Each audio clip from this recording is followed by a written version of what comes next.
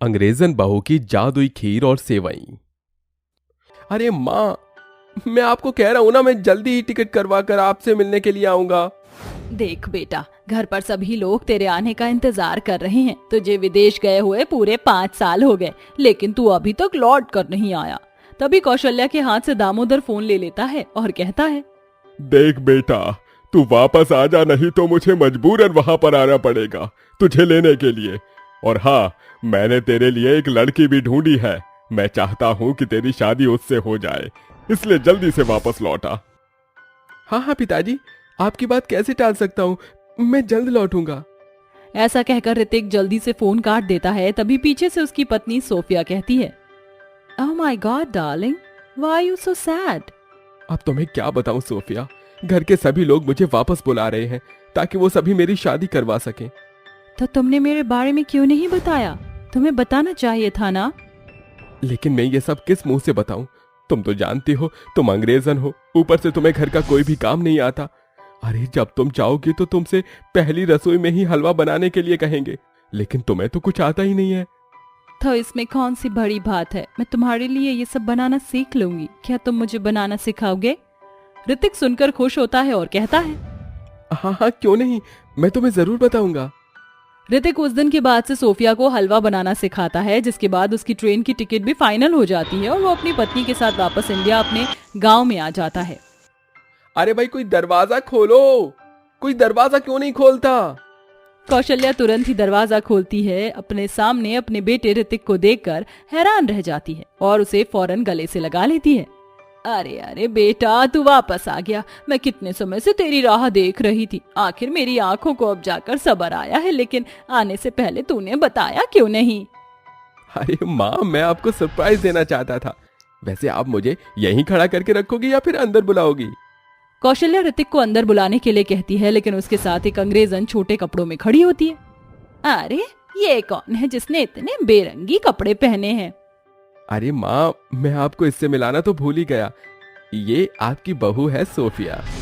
ये सुनते ही कौशल्या का बीपी लो हो जाता है और वो चक्कर खाकर गिरने वाली होती है, लेकिन सोफिया और ऋतिक उसे संभाल कर घर के अंदर ले आते हैं, जिसके बाद ऋतिक उसे सोफे पर बैठा देता है और एक गिलास पानी लाकर उसे देता है। अरे अरे, ये तूने क्या किया? अब मुझे पता है तेरे पिताजी कितना गुस्सा करेंगे। देखो माँ, मैं सोफिया से बहुत प्यार करता हूँ, मैं इसे ऐसे कैसे छोड़ दूँ? पिताजी तो हमेशा से ही अपनी मर्जी हमारे ऊपर थोपते आए हैं, लेकिन अपनी जिंदगी का फैसला मैं खुद करना चाहता था। तभी पीछे से दामोदर ये सब सुन लेता है, जिसके बाद वो ऋतिक के सामने आकर खड़ा हो जाता है। पिताजी मुझे माफ कर दीजिए, मैंने जो भी कुछ कहा वो सिर्फ इसलिए कहा क्योंकि मैं हमेशा से तुम्हारे ऊपर अपनी जिम्मेदारियां थोपता आया हूं। ये तुमने बिल्कुल सच कहा है, इसमें कुछ भी झूठ नहीं है। लेकिन बेटा, तू जो मेरे लिए बहू लेकर आया है वो भी कोई कम नहीं है। जहां लगा था ऋतिक को कि उसका परिवार उसकी अंग्रेजन बहू को स्वीकारने से इनकार कर देगा, वहीं सब लोग सोफिया के साथ बहुत अच्छे से रहने लगते हैं। अरे बहू देख, माना तो विदेश से आई है, लेकिन हमारे गांव के तौर तरीके तुझे सीखने होंगे। जैसे कि तूने ये जो छोटे कपड़े पहने, हमारे गांव में बहुएं साड़ियां पहनती हैं, ना कि ऐसे छोटे कपड़े पहनती हैं। सासू मॉम, ये साड़ी क्या होती है? मुझे तो पता ही नहीं है। तो तुझे साड़ी बांधनी भी नहीं आती होगी। चल मैं तुझे साड़ी दिखाती हूँ और उसे कैसे पहनते हैं वो भी सिखाती हूँ। कौशल्या अपनी एक प्यारी सी साड़ी निकालकर सोफिया को पहनाती है। अरे वाह सोफिया बहू, तुम तो बहुत ही सुंदर और प्यारी लग रही है। चलो आओ बाहर चलते हैं। सोफिया को साड़ी में देख सभी लोग बहुत खुश होते हैं, जिसके चलते दामोदर कहता है, आज तो मैं अपनी बहू के हाथों से कुछ मीठा खाना चाहता हूँ। वैसे भी इसकी पहली रसोई की रस्म अभी तक नहीं हुई। ये सुनते ही सोफिया बहुत खुश होती है और अपने सभी ससुराल वालों से कहती है, हाँ हाँ क्यों नहीं, मैं अभी आप सभी के लिए हलवा बना कर लाती हूँ। क्या कहा भाभी, अब हमारे लिए हलवा बनाओगी? लेकिन हलवा खाने का मन तो बिल्कुल भी नहीं है। एक काम करते हैं, सेवैयां ही बना लेते हैं। लेकिन मुझे तो बहू के हाथों की खीर खानी थी। सोफिया की पहली रसोई के रस्म के चलते उसके ससुराल के सभी लोगों में आपस में ही बहस चलने लगती है, लेकिन सोफिया के मन में कुछ और ही चलता है। ये सब क्या हो रहा है? ओह माय गॉड, मुझे तो ओनली हलवा ही बनाना आता है। अब मैं इन्हें सेवैयां और खीर कैसे बना कर दूंगी? कुछ देर सभी आपस में बहस करते हैं, जिसके चलते ऋतिक सभी को शांत करता है।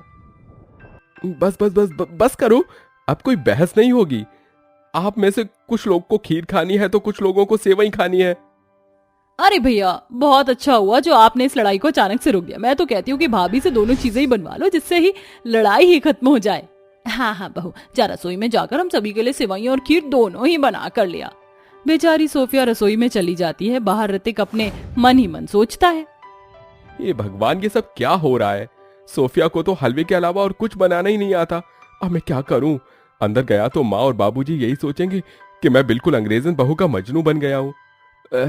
एक काम करता हूँ, यहीं रहता हूँ और देखता हूँ कि मेरी प्यारी अंग्रेजन बहू क्या बना कर लाती है। ऋतिक बाहर ही अपने परिवार के साथ बैठ जाता है। वहीं सोफिया रसोई में खड़ी हुई रो रही होती है। काश कि मेरी मदर भी इस दुनिया में जिंदा होती, वो मुझे खाने की सभी चीजें बनाना सिखाती और मुझे इतनी सारी परेशानियां उठानी नहीं पड़ती। सोफिया बेचारी रो रही होती है कि तभी उसके घर के पास से एक परी गुजर रही थी, जिसके चलते परी को बेचारी सोफिया के रोने की आवाज आ जाती है। लगता है कोई मुसीबत में है और किसी को मेरी जरूरत है। परी फौरन ही अपनी जादुई शक्तियों की मदद से बेचारी सोफिया के सामने प्रकट हो जाती है, जिसके बाद परी सोफिया से पूछती है, तुम यहाँ पर रो क्यों रही हो? क्या हुआ? सब कुछ ठीक तो है ना? सोफिया अपने बारे में सब कुछ परी को बताती है, जिसे सुनकर उसे बहुत बुरा लगता है। अरे तुम्हारी माँ नहीं है तो क्या हुआ? मैं तुम्हारी मदद करूंगी। मैं तुम्हारे हाथों में ऐसा जादू डाल दूंगी कि जो भी तुम बनाओगी वो बहुत स्वादिष्ट बनेगा, और जब भी तुम सेवई और खीर बनाओगी तो लोग तुम्हारी हमेशा तारीफ करेंगे। परी ऐसा कहकर सोफिया के दोनों हाथ पकड़ लेती है, जिसके चलते परी का जादू सोफिया के हाथों में आ जाता है और परी वहां से चली जाती है। अब सोफिया अपने आप ही सामान निकालकर सेवई और खीर बनाना शुरू करती है। देखते ही देखते सेवई और खीर की खुशबू पूरे घर में महक उठती है, जिसके बाद वह सेवई और खीर छोटे छोटे बॉल्स में परोसकर अपने घर के सभी सदस्यों को देती है। आहा, क्या बात है, कितना स्वादिष्ट खीर बनाई है तुमने। बहू, इतनी स्वादिष्ट खीर तो मैंने कभी नहीं खाई। हाँ भाभी जी, और ये सेवई भी बहुत स्वादिष्ट बनी है। आप तो फॉरेन का आइटम होने के बाद भी इंडियन कल्चर को अच्छे से निभा रहे हो। राखी की बात सुनते ही घर के सभी लोग जोर जोर से हंसने लगते हैं। सभी लोग एक के बाद एक सोफिया को अपने हाथों से शगुन देते हैं। उस दिन के बाद से सोफिया अपने हाथों से जो भी बनाती वो हमेशा स्वादिष्ट ही बनता, स्पेशली खीर और सेवई। अब सोफिया अपने ससुराल में खुशी खुशी रहने लगती है।